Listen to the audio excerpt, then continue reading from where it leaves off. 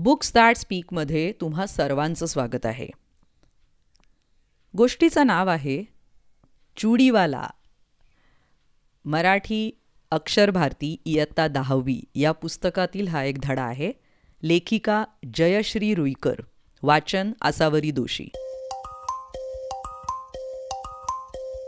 अब्बाजान, आज मत जाओ ना तपोवन को.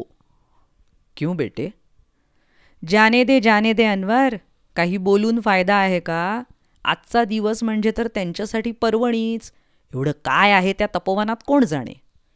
अब्दुलची बायको शन्नू नाराजीच्या सुरात आपल्या मुलाची समजूत काढत म्हणाली, मी लवकर येईन बेटा.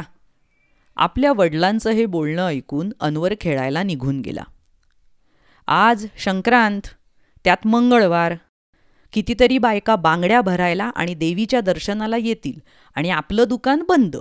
रघुभैयाचा धंदा तेजीत चालणाराच आणि उद्या लगेच नवीन वस्तू येतील रघुभैयाच्या घरात आणि तुम्ही जाऊन बसा त्या तपोवनात.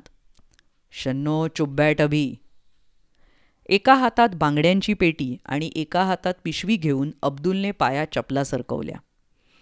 हे बघा, रस्त्याने कोणी भेटलं तर सांगू नका तपोवनात जातोय म्हणून. धंद्यावर परिणाम होतो त्याचा, समजलं का? अब्दुलने एकवार तिच्याकडे बघितलं. तिच्या डोळ्यातला क्रोध त्याच्या परिचयाचा होता, पण तिच्याकडे बघून आज त्याला तिचा राग आला नाही तर कीव आली. अब्दुल बसस्टॉपवर आला. अनेक ठिकाणी उसवलेल्या स्वेटरमधून थंडी चांगलीच जाणवत होती. बस आली. बांगड्यांची पेटी आणि पिशवी सांभाळत अब्दुल बसमध्ये चढला. अगदी खिडकीजवळ बसला.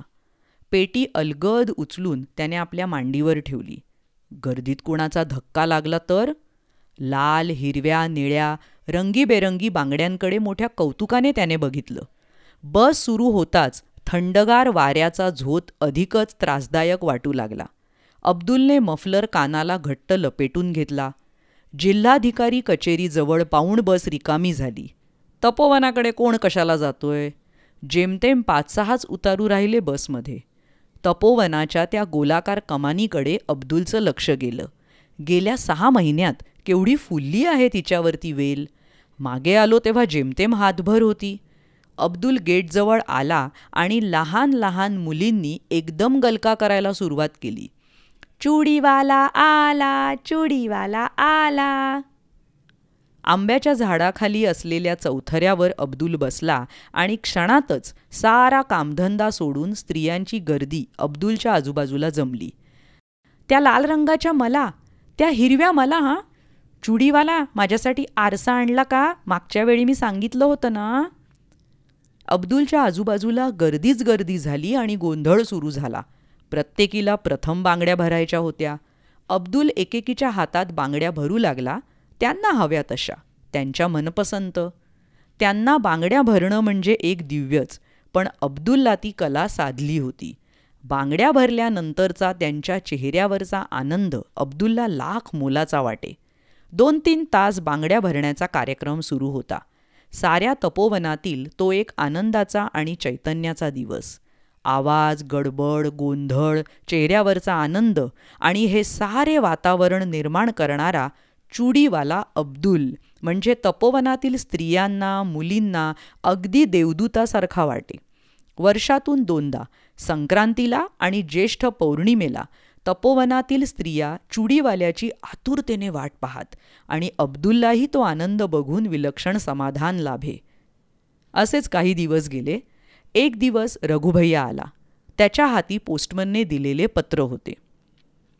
अब्दुल मियाँ, तपोवन से चिट्ठी आई है आपको. दिखाओ. अरे पण चिठ्ठी मराठीतून आहे. अरे मग वाचून दाखव ना तूच.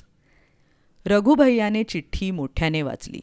चिठ्ठीतला मजकूर ऐकून अब्दुल आणि शन्नू यांना खूपच आनंद झाला.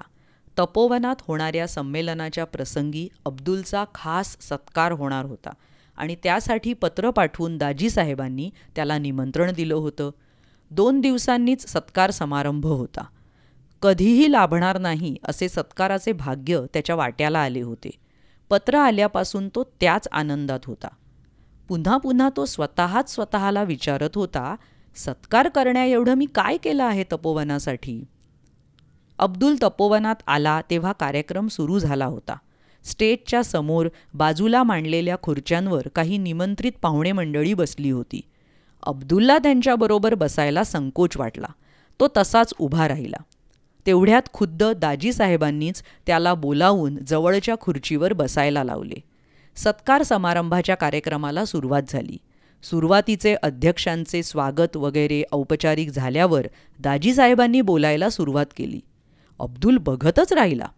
84 वर्षांच्या वृद्धाचा ताठपणा, उंच सडसडीत देहयष्टी, तेजपुंज चेहरा, गौरवर्ण, पांढरे स्वच्छ धोतर, त्यावर बंद गळ्याचा कोट आणि डोक्याला केशरी फेटा. या वयातसुद्धा आवाजातला खणखणीतपणा आणि बोलण्यातली ऐट यामुळे अब्दुल भारावून बघतच राहिला. दाजीसाहेब बोलत होते. रामाने सेतूबंधन केलं, पण त्यासाठी अनेकांचा हातभार लागला. अगदी लहानशी खार, पण तिनेसुद्धा आपल्या शक्तीप्रमाणे सेतूबंधनाला मदत केली. तशीच मदत या तपोवनासाठी देणाऱ्या काही व्यक्ती आम्हाला सुदैवाने लाभल्या आहेत. संक्रांतीला आणि ज्येष्ठ पौर्णिमेला बांगड्या भरण्याचा प्रस्ताव जेव्हा समोर आला होता, तेव्हा अनेक बांगडीवाल्यांना भेटून इथे येण्याबद्दल विनंती केली, पण कुणीही माझ्या विनंतीचा स्वीकार केला नाही. अब्दुल मियांनी मात्र स्वतःहून इथे येण्याचं आश्वासन दिलं आणि दरवर्षी न चुकता अब्दुल मियाँ इथे येतात. येथील भगिनींच्या जीवनात आनंदाचा वर्षाव करतात. वर्षातले 2 दिवस तपोवनात अतिशय आनंदाचे आणि उत्साहाचे असतात. कुठल्याही मोबदल्याची अपेक्षा न करता अब्दुल मियाँ न बोलावता दरवर्षी येतात. तपोवनातील स्त्रिया, मुलीबाळी त्यांच्या येण्याकडे डोळे लावून बसलेल्या असतात. अब्दुल मियांचे हे समाजकार्य, ही मानवसेवा खरोखर फार फार मोठी आहे, अनमोल आहे आणि म्हणूनच आज त्यांचा सत्कार करण्याचं ठरवलं आहे. तेव्हा त्या सत्काराचा स्वीकार अब्दुल मियांनी इथे येऊन करावा. अब्दुल स्टेजवर चढला. दाजीसाहेबांनी फुलांचा गुच्छ आणि तपोवनातील लोकांनी तयार केलेली सुंदर फुलदाणी त्याला दिली. टाळ्यांचा कडकडाट झाला. अब्दुल अतिशय भारावून गेला. त्याने चटकन दाजीसाहेबांच्या पायांना स्पर्श केला. बराच उशीर झाला होता. अमरावतीहून आलेली निमंत्रित मंडळी मोटारीतून जाणार होती. दाजीसाहेबांनी अब्दुलला त्यात बसवलं.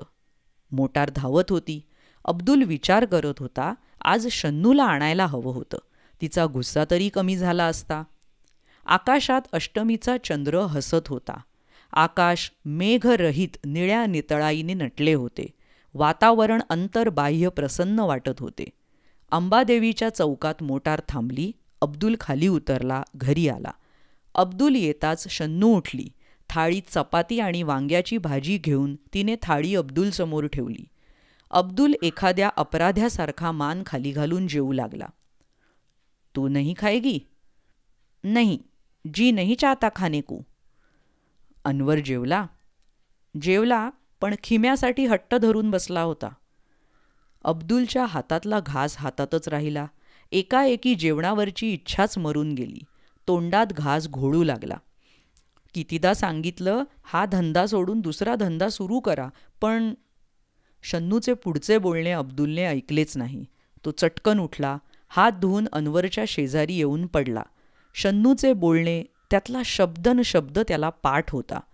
कितीदा तरी तेच ते बोलून झाले होते. नवीन धंदा, नवीन धंदा.